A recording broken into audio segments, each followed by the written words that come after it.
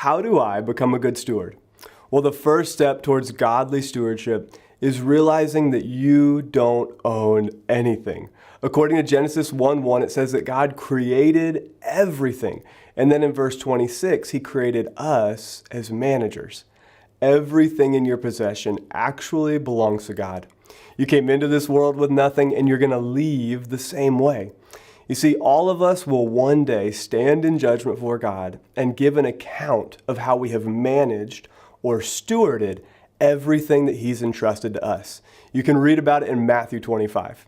You see, if we live as if we're the owners, then several problems will arise in our life. One is that we've believed a lie.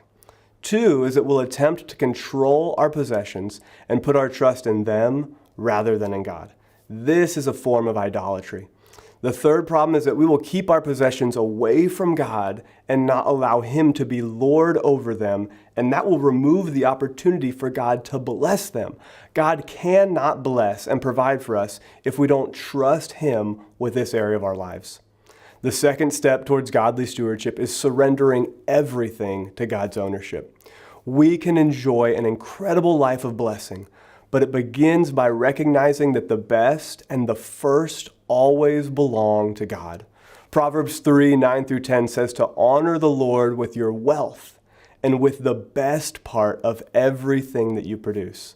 Then he will fill your barns with grain, and your vats will be overflowing with good wine. So let's take a look at the best and the first that we can offer and honor God with.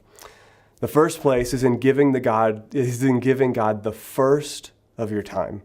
This means your Sabbath, setting aside one day per week to rest.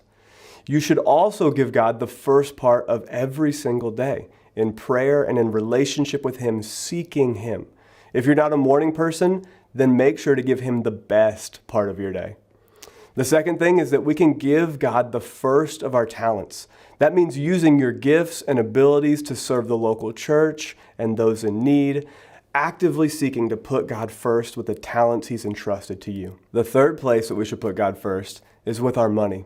And that means bringing the tithes and looking for places to give offerings over and above. The word tithe means 10%. It's an act of submission to God. And you see, we bring that first 10% of all of our income to the Lord. Everything that he's given to us, we lay it before him, the first 10%, and say, God, this is set apart for you. Above that, over and above the tithe, we can give offerings.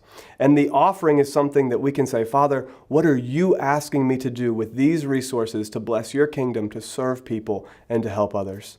So with the tithe, we bring it to the house of the Lord because it's set apart for God.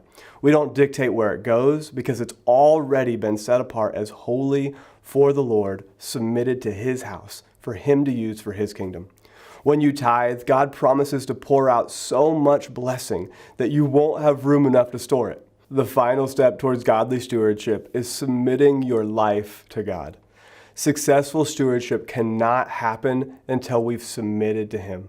God wants to partner with you so that you can live a successful life. He has a purpose for you. Not only can you live with financial and personal blessing, but you can also know that you're fulfilling God's higher purpose for your life. Begin by surrendering to God and committing everything to him. Commit to serve him, to put him first, and to give him the best, and with everything he's entrusted to you, to further his kingdom.